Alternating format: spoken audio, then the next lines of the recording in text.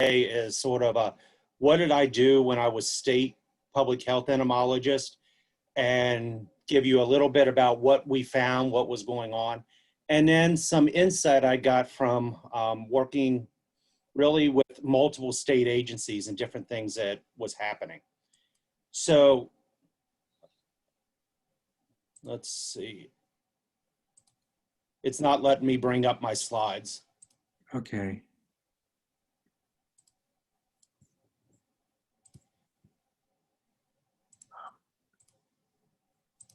Is it working now, Ken? Let me get.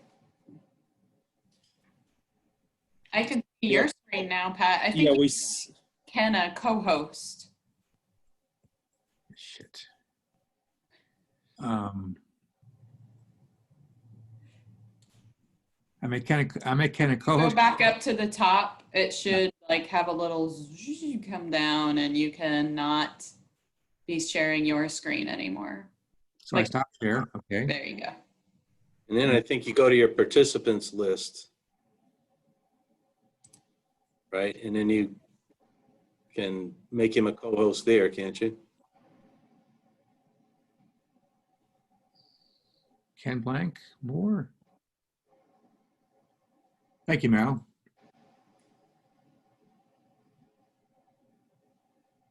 Does it work now, Ken? I made you a co-host.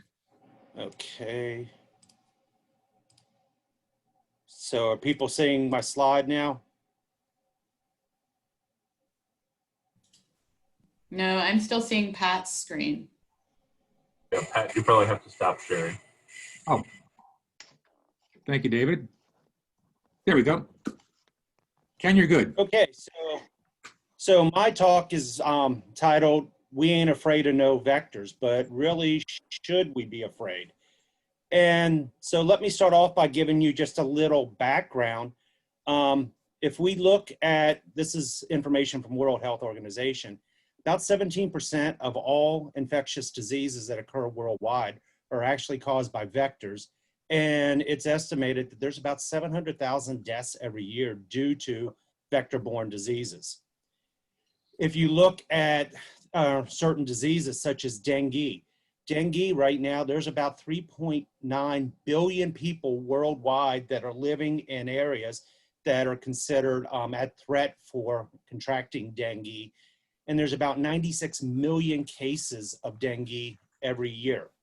Now, if you're not familiar with dengue is a mosquito-borne virus, and its common name is breakbone fever. This virus, if you have a quote-unquote mild case of dengue, what happens is you will actually be in such excruciating pain that the way it's described is someone's taking a baseball bat to your extremities and shattering your bones. It's really not causing any bones breaking, but it's a very painful death. That's a mild case. If you end up getting a second bout of dengue with a different serotype of it, then you can develop what's called dengue hemorrhagic fever. And basically what happens there is your capillary beds open up and you start bleeding from all the orifices of your body. And that is an extremely deadly outcome if you don't have modern medication. So dengue is a pretty big issue in a lot of places of the world, but so is malaria. Right now, and I'm going to say this and I realize what I'm saying, we're only seeing about 400,000 deaths a year from malaria. And that sounds a little harsh to say only 400,000 deaths. But just a decade ago, that was actually 5 million deaths. And that was in children under the age of 5. Primarily Africa, but it's also true in India and South America. And so it's estimated right now that there's about 200 million cases of malaria per year. So those are two of the big ones. And there's a lot of other vector-borne diseases out there, some of which you may have heard of: Chagas, leishmaniasis, schistosomiasis. I'm going to hit a little bit on yellow fever and West Nile. But the interesting thing on almost all of these vector-borne diseases is with just a little bit of adjustment, we can actually go and really greatly reduce these numbers. And I just mentioned malaria is way down. One of the reasons malaria cases are so far down is due to Bill and Melinda Gates Foundation. They provide a lot of money for malaria research. And one of the things that they've spent a lot of their money on is simply buying bed nets for people in these areas. These are nets that you put over your bed, prevents the mosquito from being able to feed on you when you're sleeping, and that's breaking the cycle of malaria. So really, in our last, I think I saw these bed nets cost about $2 a piece. Very inexpensive, but it's really breaking the cycles. So if we look then just at what is actually killing humans out there every year worldwide, what we find is this is a nice little graph of looking at the deadliest animals in the world. And if I draw your attention, out of the top 6, 3 of them actually are insects that transmit diseases to humans. And it's always interesting to point out, every year approximately 475,000 people are killed worldwide due to war and violence, but mosquitoes kill about 725,000. And again, that's dramatically down from a decade ago. And so you can see what these different animals are. And let me draw your attention down here to sharks. And I'm going to talk a little bit about my bias here. Sharks kill on average 10 people per year, but sharks get a whole week on the Discovery Channel. Mosquitoes don't get any or notice at all, and yet they kill a lot more individuals. So if we look just at what's happening in the US, malaria actually used to be a major problem throughout the United States. So here you can actually see where malaria was common in the late 1800s. And as we progress through, for reasons science really still has not fully worked out, we start seeing dramatic drops in the cases of malaria throughout the United States. There's a survey that was done, it was supposed to be a preliminary survey by the health department that was going to expand this. And as you'll hear from me later on, the health department sets up this stuff, but a lot of times they don't always follow through with everything. This preliminary study that was done in 1946 surveyed a little bit with mosquitoes and malaria throughout Kentucky. And in 1946, it was estimated 10% of Kentucky's population at any time had malaria. And most of that was way down here in Western Kentucky. After World War II, we started using more insecticides. People started putting screens on their house, and we broke that cycle. So that today, if a case of malaria is reported to the public health department, people really start freaking out. And that's usually being caused by someone who's traveled outside of the country.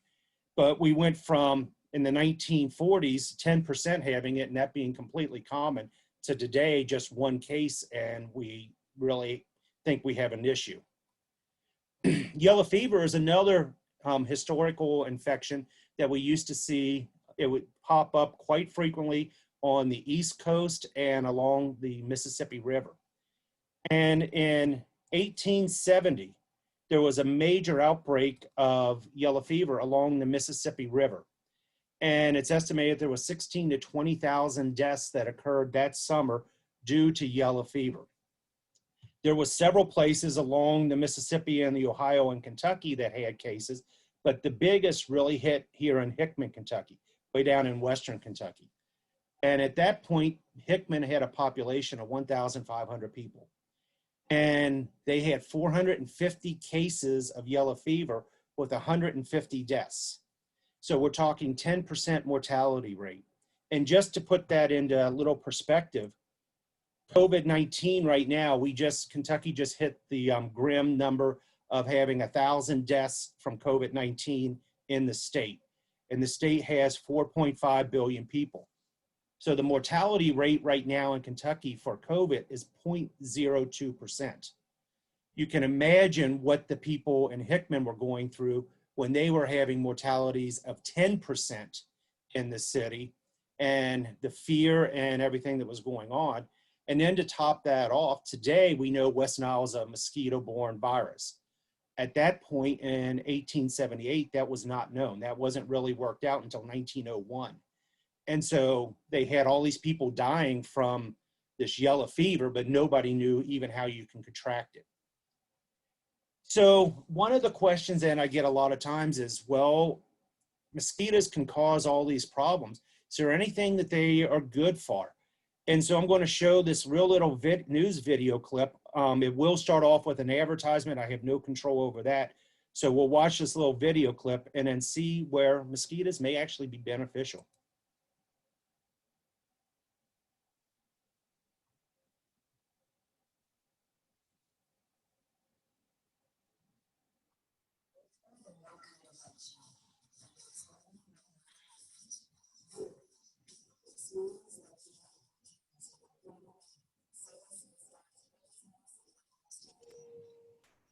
We can't see it. Sorry, can't see it. You're not seeing it or hearing it? No, no, when you go from PowerPoint and you hit a link to a video, you actually have to go out of sharing and then reshare the video page. Okay, because it worked yesterday when I tried this. So let me, Well, famous last words. yeah.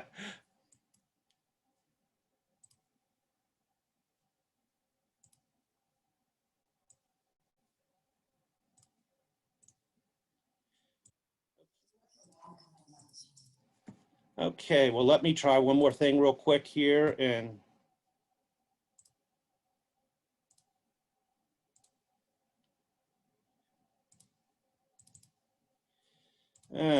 I love technology.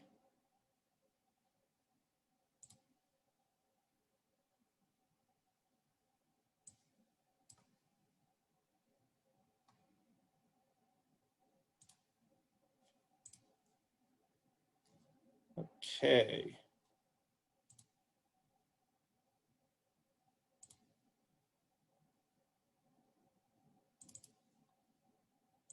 Now is it sharing?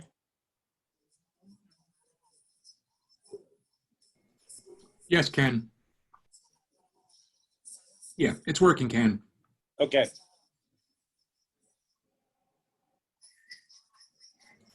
Except no sound.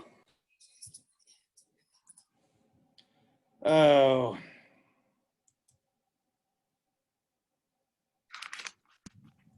Outside of Milwaukee, police were chasing a man suspected of stealing more than $1,000 worth of alcohol. He got in a car and started driving off, but after a few miles of police chasing him, he tucked and rolled out of the car and into a field. The problem, there were so many mosquitoes there that the guy just gave up. We handcuffed him. He asked us to wipe his forehead off because he had about 15 or 20 mosquitoes on his forehead at that time. Officers say that if it wasn't for the mosquitoes, the guy might have actually gotten away.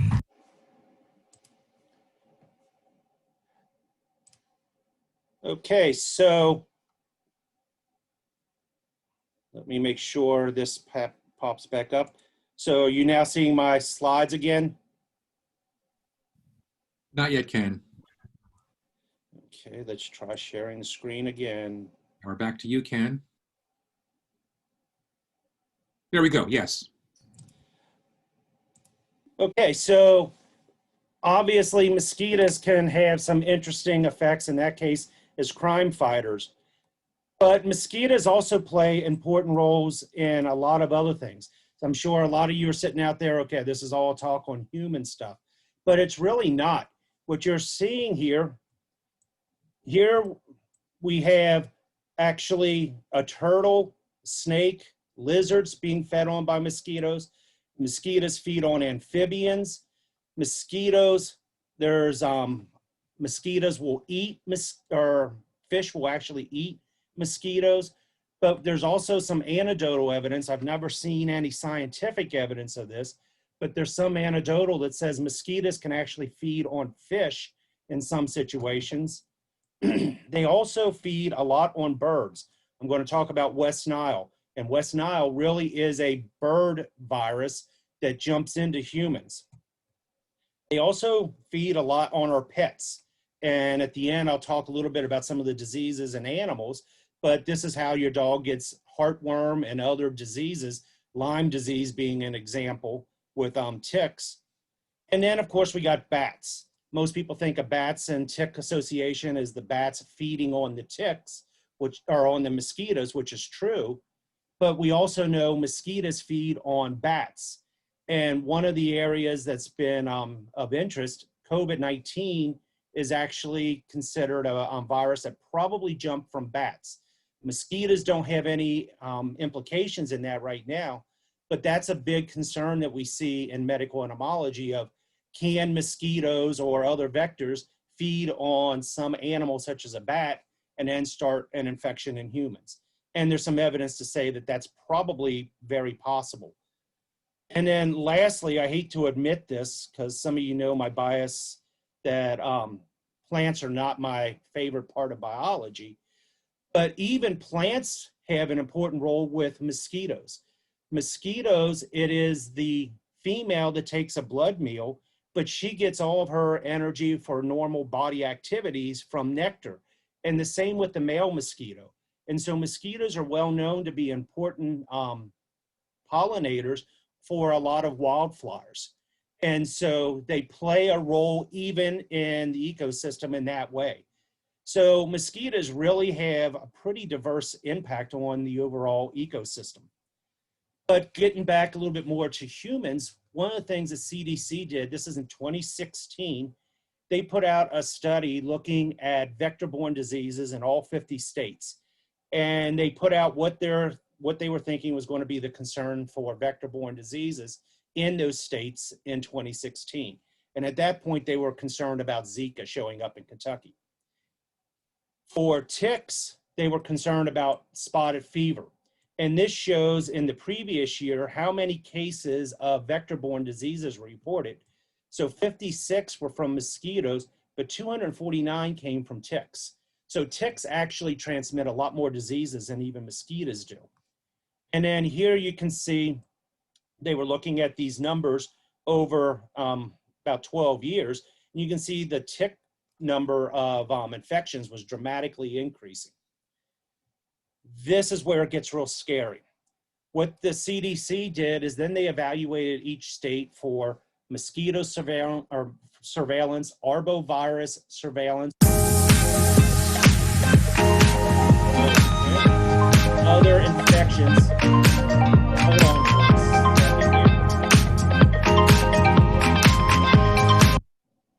Apparently, I didn't shut my web browser. What? You scared the crap out of me. And so they evaluated the states on how well they were set for vector-borne diseases. And Kentucky got a rating of 0%. We did not have any real surveillance. Jefferson County or Louisville does, and I'll mention that, but there was nothing in place. So what happened is they recommended the public health actually establish a program. And in Kentucky, there's a group that's called the One Health Awareness Group. And this consists of representatives of a lot of different state agencies. They also have individuals from a lot of local health departments, UK, and I was a representative on this for a while. And they meet every quarter to review zoonotic things going on in the state, things happening in the surrounding areas that they should be concerned about. And it was determined that Kentucky needed to establish some kind of policy to monitor for mosquitoes. And so they got a federal grant because the feds were giving out a lot of money at that time for Zika. And so we got money to begin researching Zika and the possibility of it being here. But there was questions at that time. One of the questions was, well, what mosquitoes actually are in Kentucky and what kind of diseases can those transmit? And then one of the things that we know is you can have mosquitoes, but they may not be able to transmit certain infections. So what was the vector potential here? And at this time, we knew that there was 58 species of mosquitoes in Kentucky. I've got that crossed off because my next slide I'm going to talk. We now know there's 59, but there was 58 reported species that have been here at least somebody had reported that species somewhere within the last 150 years. And then the question was, could we actually detect any of these viruses?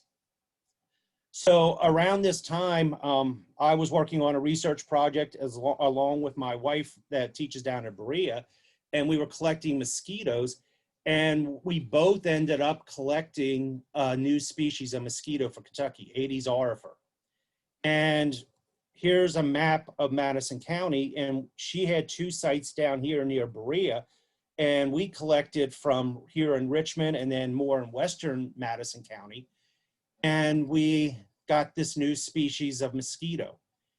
The interesting thing is this is a very weak flyer. It will only fly maybe 100 meters. And so the chances that we were actually collecting from the same batch from Berea, from here and over in western Madison County was very unlikely. So we are pretty sure we actually had, at least for that year, this new species established. The interesting thing about this species is it's known as a snowmelt mosquito. It's a northern species of mosquito. And so over the last decade or so, it's been gradually moving south. So going against everything that we normally think of with climate change, that southern species are moving north, this one, for some reason, seems to be moving in a southerly direction. And at this point, we really don't know why. Unfortunately, we haven't been able to do any more research on it to see if it's still here or what's happening with it. But in 2017, then the state decided to start doing some of this analysis. And what they got is they got 28 counties to agree that the local health departments would participate in the study. And we had, you can see 89 sites that were going to be selected. The local health departments were actually going to be using traps, and some of them still had some of these what are called CDC light traps from West Nile, when West Nile hit a decade or plus ago. And there's 2 types. One uses a little incandescent bulb, one uses a black light, and they have CO2. So we allow dry ice to sublime, and that acts as an attractant. The state purchased a bunch of what's called BG Sentinel traps. These are traps that attract Aedes mosquitoes, a particular genus of species or mosquito, and it does so because of the black and white contrast. It also uses CO2, and it uses a proprietary compound that the company called human skin extract. What I can tell you is if you're around anybody whose skin smelled like this, you would probably leave the room. It's really a nasty aroma, but it does attract the mosquitoes. And then lastly, we were using grabbit traps.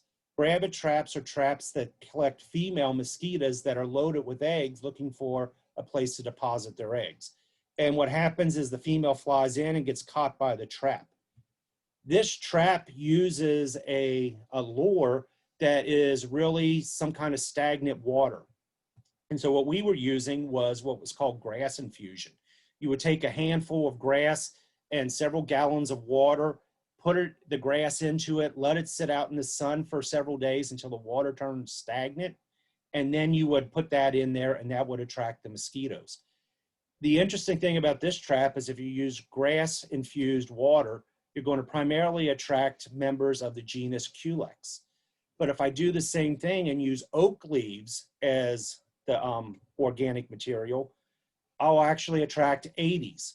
So this has some variability even in the specificity for mosquitoes. So we did this, and these are some of the county public health departments that participated, and here's the remainder of them. And so what you see here is all these counties that are highlighted in yellow, they were counties that had agreed to put out traps. And some of these counties put out a trap one night in the whole summer. Some of them, as you're going to see, were much more active. Those blue dots are indications on where they put the traps. And for most of the mosquitoes that we're interested in, these are all very weak flyers. They will only fly a few hundred yards from where they emerged as adults. So we're really only testing very small parts of each county. And then, as you can see, not many places throughout the state. And so 2017, we got 514 polls of mosquitoes. out of 517 trap nights. And a trap night was you put a trap out for one night, and that's considered a trap night. For a lot of these counties, they would put out 2 or 3 different types of traps. And so that would give them, if they put out 3 types of traps, that would be 3 trap nights. And they put the traps out once a week is what we were trying to get them to do. What we ended up collecting was over 8,000 mosquitoes. We had 28 species that were collected out of the 59 that are reported to be in Kentucky. And we caught all 8 genera that we would expect to find here in the state. So this is just a quick breakdown of what we found. And what I really want to draw your attention to is looking at the different counties. Anything that's circled, that means at least one of the pools of mosquitoes that they submitted tested positive for West Nile. And here's just the remainder. So you can see some of the counties, you know, Pendleton County submitted 1 trap in the whole summer of that year. So some didn't participate or submit a lot. Some participated and submitted a lot of traps. So in 2017, the state had funding to look for West Nile, and then I'll talk about the other 2 viruses in a minute. And the state only paid to have mosquitoes that belong to Culex erraticus, Culex pipiens, or just the Culex species to be tested for West Nile. And the only mosquitoes that tested positive were Culex pipiens. Jefferson County, Louisville, they actually have in their tax base that part of the taxes that you pay, county taxes you pay, actually goes towards mosquito surveillance and mosquito or arbovirus surveillance and control. And they've been doing that since the 1960s. So they have their own system, and in their system, they test every single mosquito that they capture or they catch, they actually test for the viruses. And so what you see is these, all the ones in black there were tested but came back negative. So this is looking at the data that we got on the traps for per week. And so what we see here is week 24, and this is based on CDC, so week 24 is about mid-June, was the first time we started trapping. And this continued through. So week 32 is where we had the peak in mosquito numbers that we collected. These letters are not statistics. These are letters saying, or if a county tested positive for West Nile during that week. And so you can see Jefferson County tested positive very early, and basically they had positive mosquitoes throughout the whole summer. Daviess County popped positive in the early part of August and remained so for the rest of the year. The interesting thing about Daviess County is the first time they submitted was the first week in August. So that was the first time that they submitted and they tested positive. If we look where West Nile activity was in 2017, the counties in red are counties where that we had mosquito populations that tested positive. The counties that have a blue outline are counties where we had positive horse cases. West Nile also infects horses. And so you can see where the horse cases were. And then the numbers indicate human cases. So you can see where the human cases actually were. So in some cases, here in Lexington, they were testing mosquitoes. None of the mosquitoes were positive, but they did have a human case. For that same year, when we looked at Zika, all of the counties that submitted mosquitoes that had the right species, we tested, and none of them were positive for the Zika virus. But in 2017, we did have 3 human cases of Zika that occurred within those counties. And those are all individuals who had been outside the country and came back and brought the virus with them. Also in 2017, the state looked for St. Louis encephalitis, another mosquito-borne virus, and everything was negative. So when we were preparing for 2018, I was looking at that data and I started proposing that we know West Nile's out there. West Nile we're seeing is pretty well widespread throughout the state. We need to do more testing for the mosquitoes that transmit West Nile and start looking more at that. By 2018, CDC was dropping its concern of Zika. And so the state decided not to test for Zika, and they decided not to test for St. Louis. I was actually proposing we continue to test for St. Louis and La Crosse, and you'll see why in a little bit. The state decided that, and I was arguing we needed more widespread testing. But you can see in 2018, we actually decreased the number of counties that participated by 25%, and there was reduction in the number of sites we were testing. And so here are the county public health departments that were participating. And here's a map of where we were actually testing. And you can see it's a sort of a clump distribution. And what we have is those were all 21 that said they would submit, but we actually only got 11 that submitted on a regular basis. They submitted at least 12 polls, and most of these were using 2 traps at those are their locations. So that means these are the only counties that actually collected mosquitoes for at least 6 weeks during the summertime. And so you can see it was really a reduced number. And so overall, we only tested 9% of the counties in the whole state of Kentucky. When we looked at the results, we had a reduction in the number of mosquito polls that were submitted, which makes sense. We had a lot less places testing. And so that was down by 34%. But the number of mosquitoes actually increased by almost 200% in 2018. 2018 was a very good year for mosquitoes. And so we had a lot more mosquitoes that were submitted in. We had 23 species in 2018 versus the 28 we had in the previous year. So we had a reduction in the number of species, but the number of genera was still the same. But again, the state only would fund this time around only looking at West Nile.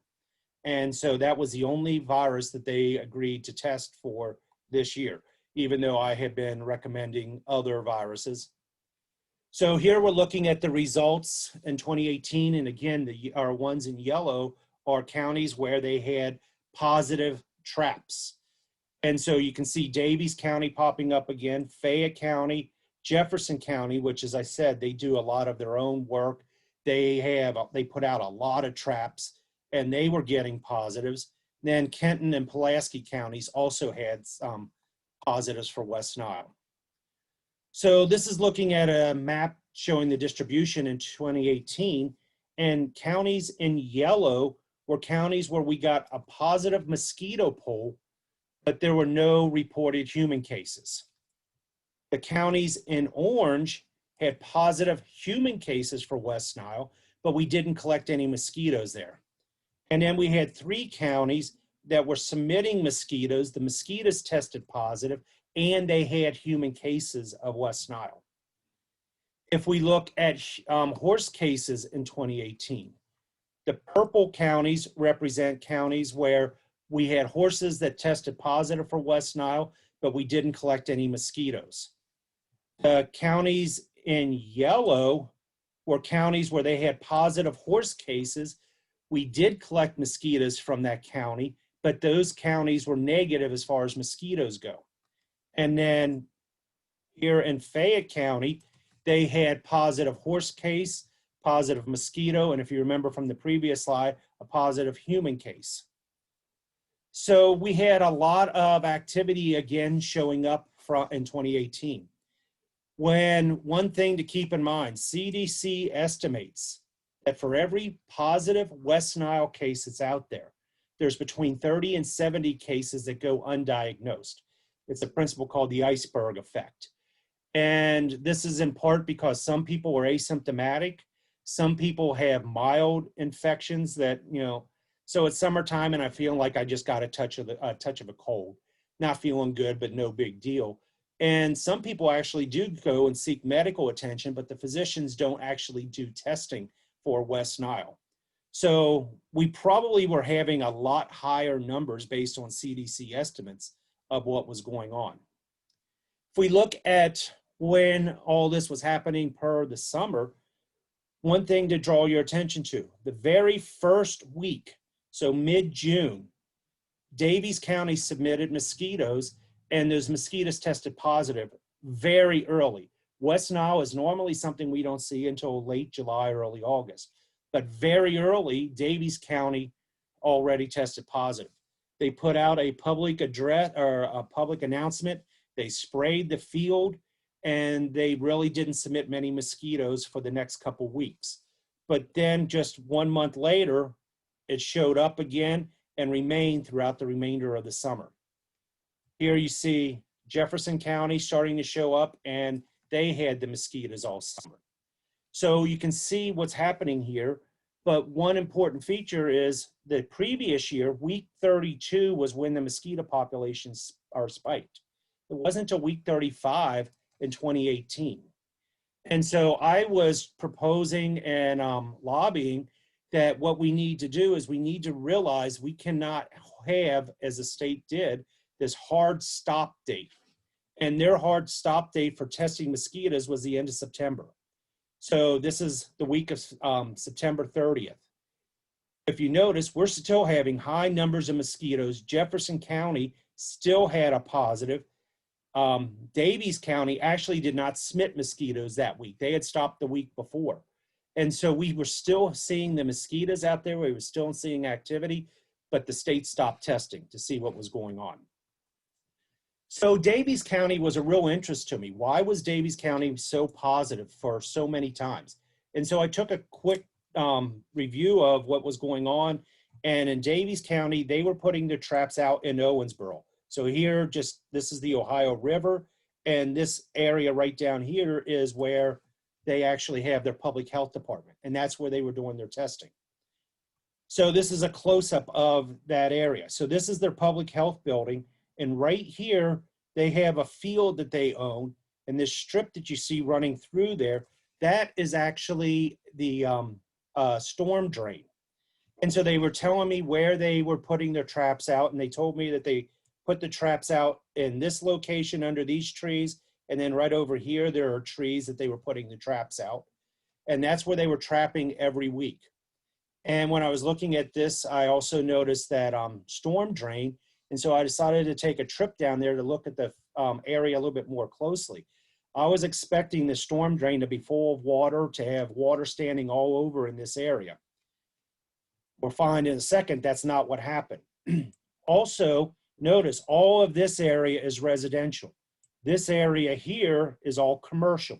So we have a lot of people right in this general area where they were testing. So this is the field, and now I'm standing in the field. My back is to the west. I'm looking east. This right here is the public health building. This is that storm drain. And what you can see is it's completely dry.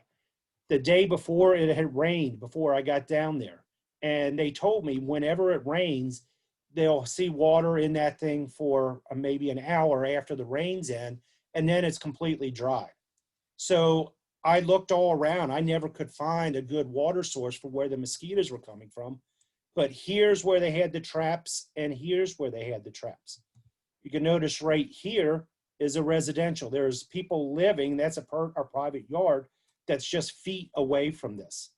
And so they have this hot spot where they're getting mosquitoes all the time with West Nile. And so I petitioned for the state to actually test a different species. We were testing Culex pipiens here. And I asked the state to test the Aedes albopictus species, which is a better bridge vector for this virus. They agreed to test those mosquitoes just from this site. And sure enough, the Aedes albopictus tested positive. I then asked one of the county agents to take some traps and put some traps out away from this area, some distance away, to see how big of a hot spot this was. And they agreed to do it one night. They took a trap or the traps to their house, put their traps out. They told me their house was about 1.5 miles away as a crow flies. The mosquitoes that they submitted also were positive for West Nile. So we have an area here that is very, very active with West Nile. And so I was constantly trying to get them to do more work, saying we probably need to look at the human population in the area because we know West Nile's here and people were living right next to this area. And it was determined that that probably was not a good idea, that we didn't want to go down that road. So 2018, here's the results again. West Nile showed up in Culex and the Culex species throughout the state. That was the only ones that the state tested, except for Aedes albopictus, just at Davies County, where they tested that. And then Louisville tested everything. And so what you see here is Louisville had a few strange mosquitoes that tested positive for West Nile. So West Nile is out there and we know it's there. And so this is just a composite map of 2017, 2018 data that was looking at all the counties in yellow had either a positive mosquito, positive horses or horse case, or positive human cases of West Nile. So you can see we know that this virus is pretty widespread, but there's a lot of areas we really don't know what was going on. So when we look at data from other areas, this is CDC data, we can see that just to the north of us, they have a lot of cases of West Nile, incidents of West Nile all throughout the state. Kentucky, we didn't find it or in that much of an area, but we weren't looking. This is why I kept lobbying the state to actually look at lacrosse. Lacrosse is another virus, and it has some pretty big areas, Tennessee, West Virginia, Ohio, but Kentucky's perfectly clean. We're not looking for it. And so I was lobbying to try to increase all this. The state decided to try to get some additional funding. And so they had proposed to put out additional traps in 2019. They didn't get the funding, so that number declined. And then for reasons I still yet to figure out, there was some infighting at the health department, and I sort of got pushed out and really was never even informed exactly on what was happening. And when they put the grant proposal together for the money, I didn't even see it. I never did see the grant proposal.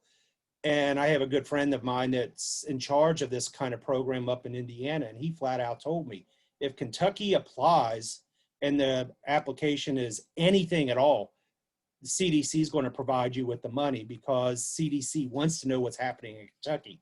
Kentucky's a really good transition area, but we didn't get the funding.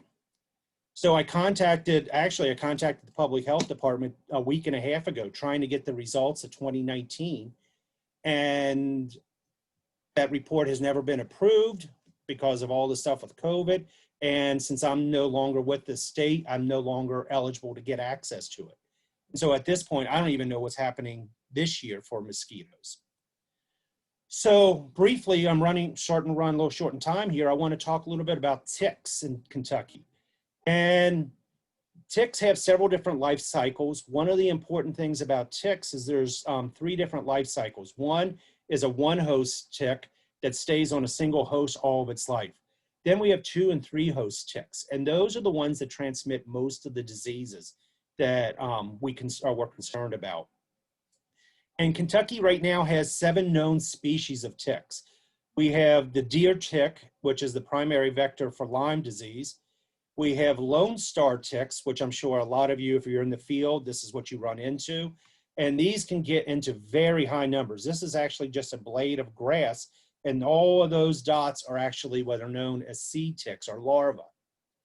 We have the Gulf Coast tick, which is important for rickettsia. The American dog tick, which is an important thing. This is the primary vector for Rocky Mountain spotted fever. There's the winter tick. The winter tick is one that unless you're really more into wildlife, you're probably not going to run into. These prefer moose, elk, and deer. And so we find these in the elk and deer populations here in the state. Then we have the brown dog tick, which is important vector for a lot of different diseases. And again, they can get in very high numbers. This is a domestic dog, and you can see just how many ticks are actually in the ears there. Now we actually have a new species of tick that just showed up in Kentucky. And this is one that's actually a big concern. This tick first appeared in 2017 in New Jersey on some sheep. And since 2017, as of July of this year, it's now been located in 11 states. It was first discovered in Kentucky last summer. And as of July of this year, it's now been located in 3 counties. It's been found in Martin on some elk, in Floyd on black bears, and in Medford on a bull. And this tick is well known to vector a lot of different diseases, but there's 2 things that really make this tick a concern. One is they can get into such large numbers that they can actually cause anemia in animals such as elk and moose, and can actually bleed those animals to death. So if you can imagine how many ticks it takes to pull enough blood out of a moose to kill it, you can figure out, why this is such a problem. But the other important feature of this tick is actually parthenogenic, which means the female can lay viable eggs without ever mating with a male. So all you need is one female in a location and you can get a new colony established. So this is where the ticks have been found so far. And if you've ever dealt with ticks, that is one long walk for a tick to move that kind of distance. So very likely they're more widespread. And this was a study that was actually done in 2018 when they first were figuring out about this tick. And they were looking at the life history, the requirements for this tick, and looking at where it was most likely to become extremely well established. And this should put fear into all of us. This is something that Fish and Wildlife is concerned about, the U.S. or Kentucky Department of Agriculture, because if we get these high numbers, it can really devastate our wildlife and devastate the cattle industry in Kentucky. So this is a tick that's causing some concern. But one of the things I really was pushing with the state as well is we need to monitor other things. And so I'll just briefly touch here. In 2017, there was 6 cases of Lyme disease in humans. But there was 715 cases in dogs. It's the same vector, same tick, same pathogen. By 2018, we had over 1,000 cases in dogs. This is ehrlichiosis. There was 2,500 cases of this diagnosed in dogs, same pathogen, same vector, but according to Kentucky Public Health, according to CDC, this is not a pathogen that's in Kentucky because we've never had a human case of it. But yet we know it's out there from the animal data. Then the last thing I want to touch on is another project that I was doing when I was with the state health department. And in 2018, we got information that this location, United Beagle Gun Dog Federation out in Morgantown, Kentucky. This is a big 100+ acre location where they have it fenced in, they have rabbits on the inside, and they bring beagles in from all over the country to do testing, trials on how good the dog is at chasing rabbits and bringing the rabbits back. Well, they had an event there, and several people started noticing that there was a lot of rabbits that were dead in this fenced-in 100 acre site. One of the people that was there happened to be a vet, and she took one of the dead rabbits and dropped it off at the University of Kentucky's diagnostic lab. And they tested it, and it tested positive for tularemia. Tularemia is a bacterial infection that's on the report, or you have to report these infections. It's listed as a potential bioterrorist weapon. It's also common. We find cases of this in Kentucky all the time.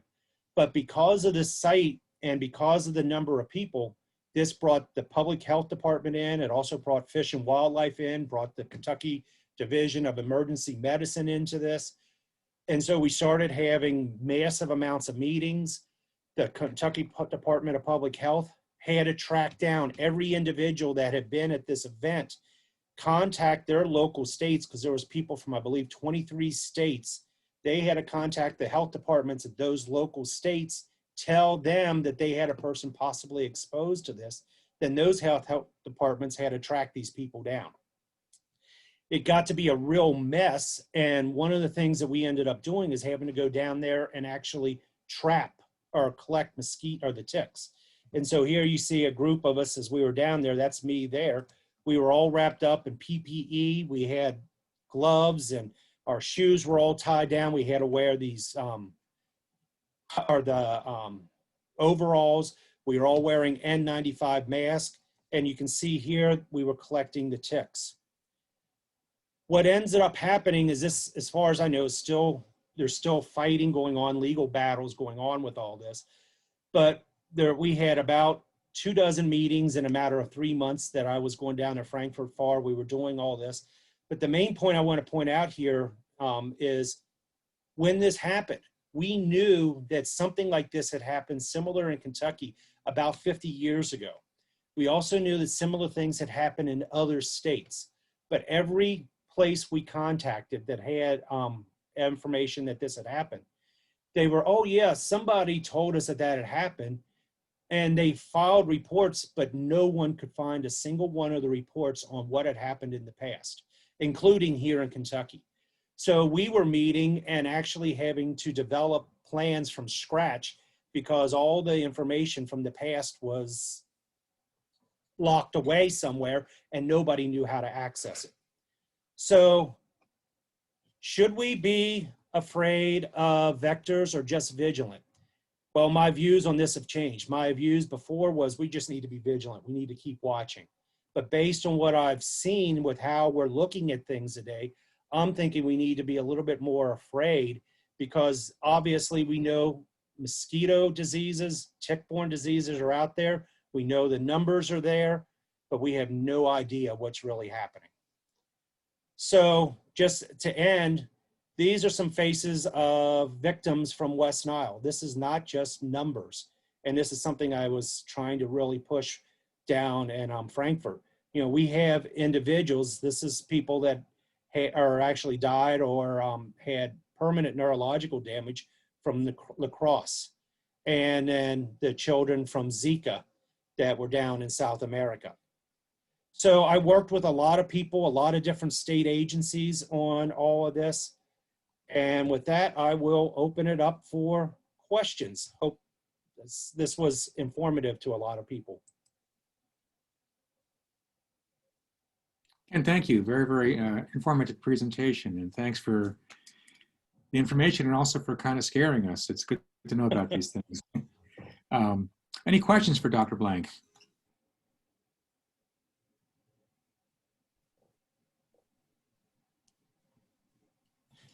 So Ken, I have a quick question. So Sure. Why do you think that the state is not following up on things? Is it a matter of money? Is it a matter of let's not scare people? You said CDC has money for these studies, and so why aren't they actually getting more involved with this? Why are they stopping these particular studies? It's actually all of the above. One of the things is the state doesn't have money. And so that's why I was really pushing. Like I said, I went to grad school with this guy. He runs the program up in Indiana. And he's told me they've been funded they get very little money from the state. Almost all their money comes from CDC every year. They test every county every year with they have a very limited group. And so that's why I was really pushing this. When we went to write the grant the last time, there was infighting within public health between different divisions, and that was causing problems. The West Nile stuff in Davies County, I was flat out told, we don't want this information out because it might scare people. And it's like, well, that's fine if we don't, but at least we should be knowing what was going on. And so it's very political. I never realized how political public health was. I would have to say, and I don't know if Lindsay's on here, I know she got her degree over in a master's degree over in the health or public health department here. I never realized a lot of their decisions is not driven by science. It's science is lower on the list. It seems to be politics, PR, money, and then science. And that was really an eye opener for me. Interesting, Ken. Okay. If you don't test it, it doesn't exist, right, Ken? Exactly. That's exactly right. Thank you, Lindsay. Jeez. No, it's quite informative for our students also to realize, Ken and Lindsay, that there is this overburden, shall we say, of political considerations by politicians that often influence policy as well. So that's a sobering but necessary necessary lesson, I guess. Other questions for Ken? Just shout them Good out. question. So Sure, let's Jack. have a natural area like Taylor Fork, for example, because it's right here near campus. Other than money,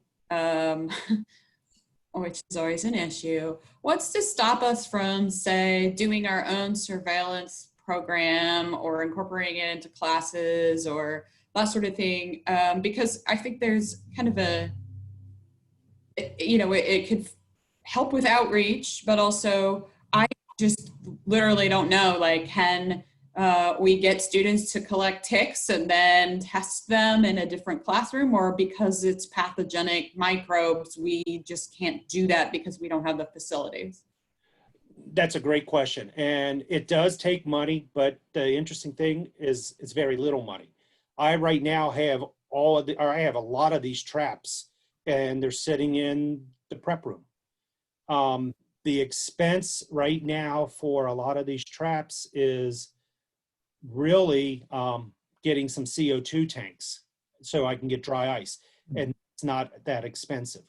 So it's not really money, it's just time. And I'm not sure if Amy's ever done this, but trying to identify mosquitoes or ticks is something that it takes a special kind of person, because it's really a pain. And so trying to teach people to do that, putting the traps out, getting them is not a problem. The question on doing the testing is not an issue. The only time we really ran into a problem on testing was the tularemia. Tularemia, because it's considered a potential bioterrorist weapon, you have to have a BL3 lab, which we don't even have on this campus to do that. But if we're not looking for tularemia, if we're looking for West Nile or lacrosse or any of these, no, we can do it in the lab with no problem at all. There's really, you're supposed to do it under a hood, but that's the extent of it.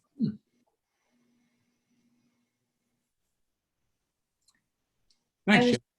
I was just going to add to that. I know it's a kind of a pipe dream, but I think it would be really great if we could have a medical veterinary entomology course, because I think it would appeal to the biomedical students and the wildlife students, and the fact that this is an emerging issue. Ken, you could propose a new course and make that argument that we need to do this for the state and for outreach. And so just an idea. Yeah. No, I actually had talked to Malcolm about that, and that was something, because not only them, but it also bring in not only wildlife, but the ag, because it's big with, sheep and chickens and cattle and all that. And medical entomology really incorporates veterinary entomology as well. And so, yeah, I agree, but that's a lot of work and a lot of time. And COVID, Malcolm hopefully is covering his ears. I was supposed to be working on that this year, but with COVID, that's been put way on the back burner.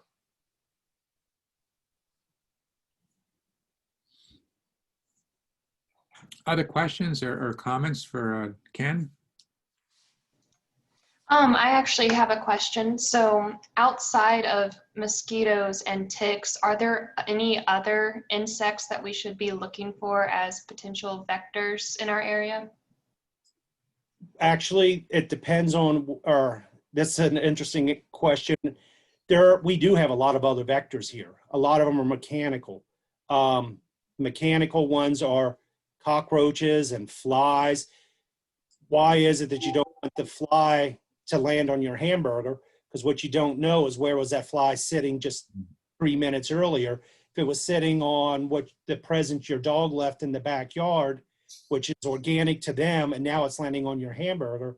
Flies are well known to be mechanical transmitters of a lot of nasty things. So we do have that.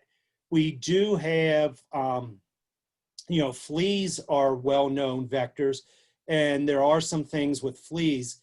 One of the things right now, there's still some debate but some people still feel like we are still actually in a pandemic of plague.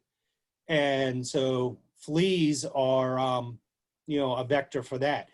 It's not something we worry about here, but if you're out in Western US, plague is still actually a concern out in that part of the country. So we do have other vectors around here. The one that amazes me that is not a vector and you see showing up is bed bugs. Bed bugs can cause a lot of problems, but to date, there's not been a single disease associated with bed bugs.